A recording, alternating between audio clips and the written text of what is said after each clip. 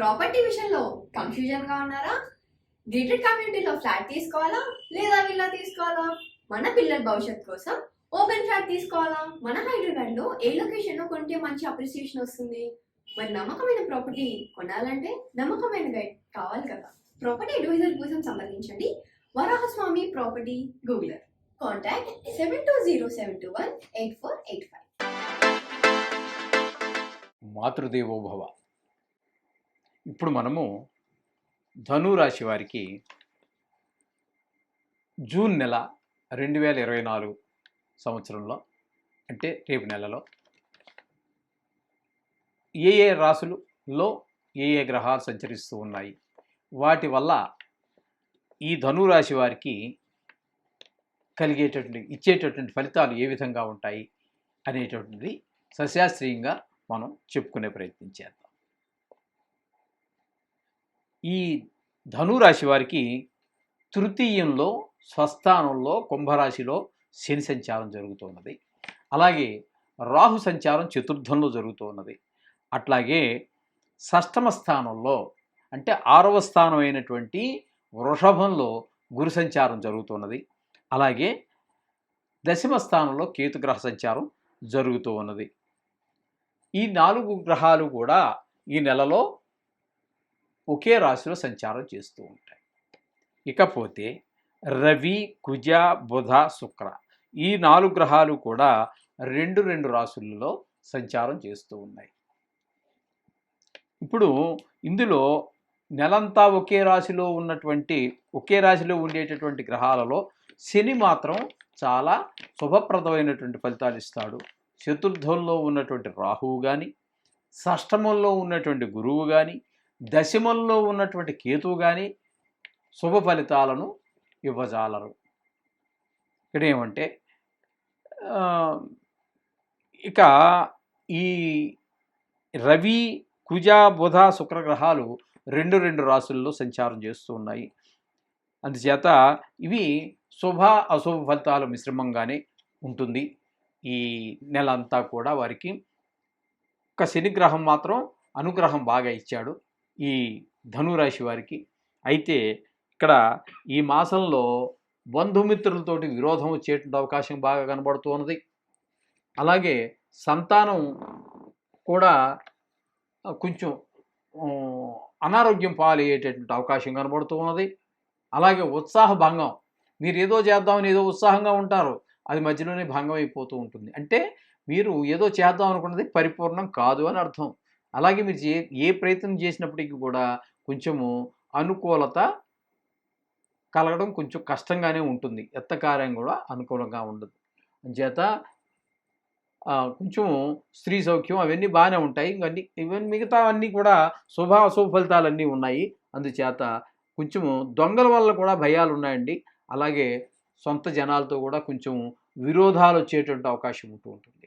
ఈ విధమైనటువంటి కొంచెం కష్టంగానే మొత్తం మీద ధనురాశి వారికి కొంచెం ఈ నెలలో ఖచ్చితంగా మీరు ఈ నవగ్రహ మంత్రాలో శ్లోకాలో ఏదో ఒకటి నేర్చుకోండి. ఈ నెల రోజులు కొంత గుడికి వెళ్ళండి. ఆ నవగ్రహాల చుట్టూ తిరగండి, 9 సార్లు తిరగండి. అంచేత మీకు శుభఫలితాలు కలిగే అవకాశం ఉంటుంది. అలాగే ఇకపోతే ఈ రాహువు, గురువు, కేతువు ఈ 3 గ్రహాలు ఈ జూలై నెల ఒకటే కాదండి, సంవత్సరం అంతా కూడా ఉంటాయి. కాబట్టి వాటికి ఏదైనా మీరు ఈ సంవత్సరం అంతలోనూ 1-2 సార్లు ఒక 3 నెలలో 4 నెలలో గ్యాప్ ఇచ్చి మరొకసారి అట్లా మొదట ఇచ్చిన దానికి ఇంకో దానికి 4 నెలలు 5 నెలలు గ్యాప్ ఇచ్చి మరలా ఒకసారి మీరు ఈ రాహువుకి మినుములు, కేతువుకి ఉలవలు, గురువుకి శనగలు 1.5 కేజీ చొప్పున దానం ఇవ్వండి. వీటికి పెద్దగా అక్కర్లేదండి, 200 ఇచ్చినా కూడా తీసుకుంటారు. 1.5 కేజీ 1.5 కేజీ 1.5 కేజీ. ఇందులో శనీశ్వరుని యొక్క కలవ లేదు కాబట్టి ఒక రకంగా మనకి పెద్ద అమౌంట్ ఉండదు. వాటిదైతే వాళ్ళు 800-1000 రూపాయలు తీసుకుంటారు నువ్వుల దానానికి, ఆ గొడవ ఉండదు. కాబట్టి ఇవన్నీ 200లతో పోయేటటువంటివే. వీటిని మీరు కొంచెం అవి సంకల్పం మాత్రం గట్టిగా చెప్పించుకొని ముందుకు వెళ్ళినట్టయితే మీకు ఉన్నటువంటి అడ్డంకులన్నీ తొలగిపోయి గ్రహాల యొక్క అడ్డంకి తొలగి అంతా జాతకంతో మళ్ళీ అనుసంధానం చేసుకోవాలి. దీన్ని చేసుకుంటే మీకు సుఫలితాలన్నీ కలుగుతాయి. శుభం భూయాత్. Hi, my name is Gautam, and I actually stay in Malkajgiri itself. Like, I had this back pain. It's been 1.5 years. I have tried many treatments like chiropathy, oil massage, physiotherapy especially, but it didn't work out as much like what I expected. I strongly suggest homeopathy because నేను personally allopathy చాలా suffer అయినా. And I definitely do not recommend allopathy. You people can carry on with the homeopathy. Area Malkajgiri, and doctor name is like Nageswar Rao, and the clinic name is Neocare Homeopathy. ఇప్పుడు మనము మీనరాశి వారికి July నెలలో 2024 సంవత్సరం July నెలలో గోచారం ఎట్లా ఉన్నది తెలుసుకునే ప్రయత్నం, సశాస్త్రీయంగా తెలుసుకునే ప్రయత్నం చేద్దాము. అలాగే దానికి ఒకవేళ గ్రహాల అనుకూలత ఉంటే సరే, గ్రహాలు ప్రతికూలత ఉన్నట్టయితే వాటికి ఏం చేసుకోవాలి పరిష్కారంగా అనేటువంటి విషయాన్ని మనం ఇప్పుడు తెలుసుకునే ప్రయత్నం చేద్దాము. ఇప్పుడు మీనరాశి వారికి తీసుకున్నట్టయితే రాశిలోనే జన్మంలోనే రాహు, తృతీయంలో గురువు, సప్తమంలో కేతువు, వ్యయంలో శని. ఇది కూడా ఈ మీనరాశి వారికి కూడా ఏలినాటి శని ఉన్నది. అయితే ఇప్పుడు 4 గ్రహాలు, ఈ 4 గ్రహాలు ఒక నెలలో ఒకే రాశిలోనే జూలై నెల అంతా కూడా మనకి ఈ రాశుల్లోనే ఉంటాయి. ఇంకా చెప్పాలి అంటే మాస ఫలితాలు చెప్పుకుంటున్నాం కాబట్టి మాసం అంటున్నాం, కానీ చెప్పాలంటే ఈ సంవత్సరం మొత్తం కూడా ఈ గ్రహాలు ఇక్కడే ఉంటాయి, ఎక్కడికి మారవు. ఇదే ఫలితాలు, ఈ 4 గ్రహాల వల్ల ఇదే ఫలితాలు ఉంటాయి. ఓకే, అయితే ఇక రవి, కుజ, బుధ, శుక్ర ఈ గ్రహాలను కనుక మనం తీసుకున్నట్టయితే మనకి రెండు రాశుల్లో సంచారం జరుగుతూ ఉన్నది. రెండు రాశుల్లో సంచారం జరగటం వల్ల శుభ అశుభ ఫలితాలు ఇస్తూ ఉంటాయి. అయితే శుక్రుడు మాత్రం ఇక్కడ మనకి శుక్రుడు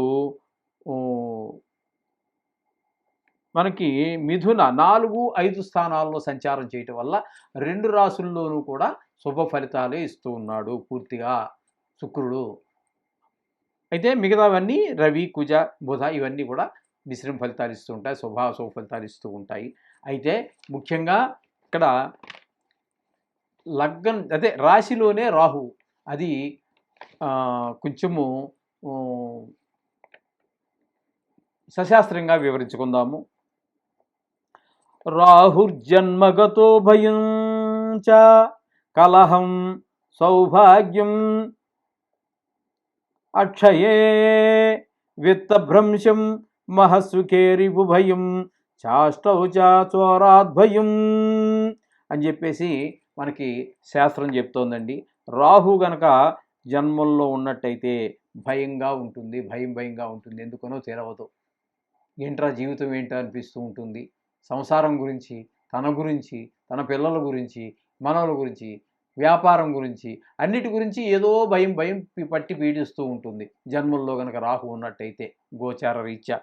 ఇకపోతే తృతీయంలో గురువు, ఆయన కూడా కొన్ని తృతీయంలో గురువు కూడా కొన్ని చిన్నపాటి ప్రమాదాలు జరిగేటువంటి అవకాశం కూడా గురువు వల్ల ఏర్పడుతూ ఉంటుంది.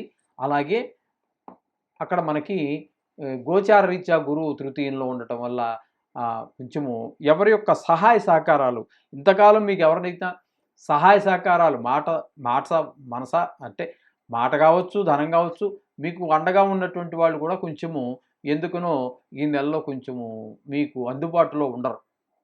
ఉన్నా కూడా మీకు సరి అయినటువంటి రెస్పాన్స్, ఇన్నాళ్ళు ఇచ్చినటువంటి రెస్పాన్స్ ఇవ్వరు, మీకు ఆ సహాయ సహకారాలు అందించరు. మీరు ఉద్యోగం చేసే దగ్గర కావచ్చు, వ్యాపారం చేసే దగ్గర కావచ్చు, కుటుంబంలో కావచ్చు, కొంచెం వ్యతిరేకమైనటువంటి పరిస్థితులు కనపడుతూ ఉంటాయి.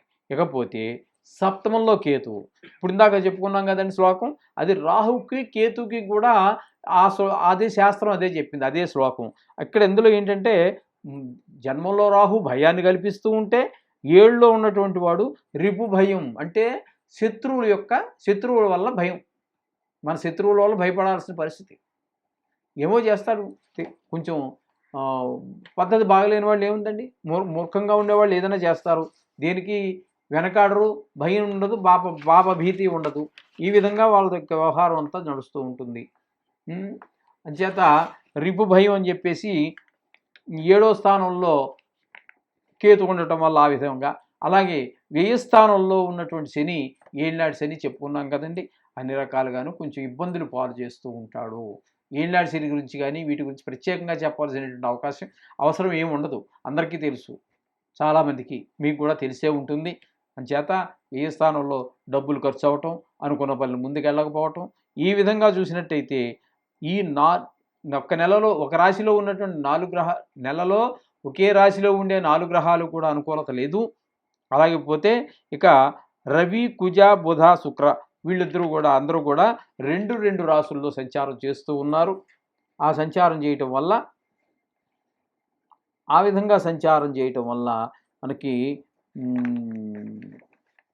2 రాశుల్లో సంచారం ఎలా అవుతుందంటే అక్కడ మిథున, కర్కాటకం అంటే 3-4 స్థానాలలో కొంచెం సంచారం చేస్తుంది.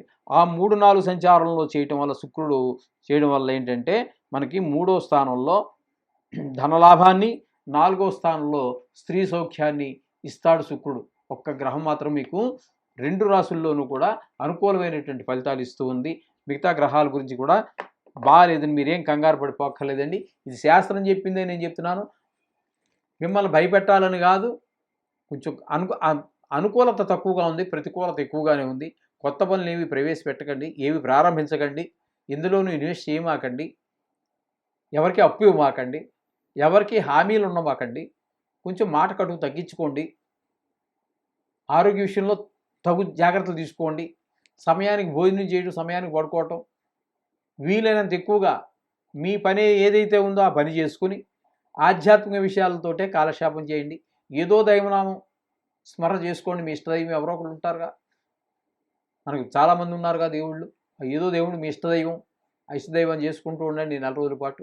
అయితే ఈ 4 గ్రహాలు కూడా మనకి ఈ మీనరాశి వారికి ఉన్నటువంటి శని, రాహు, గురు, కేతు 4 గ్రహాలు కూడా సంవత్సరం, ఈ నెల కదా, ఒక్క నెలే కాదండి, సంవత్సరం అంతా కూడా ఇక్కడే ఉంటాయి. కాబట్టి వీలైతే మీ ఆర్థిక పరిస్థితి బాగుంటే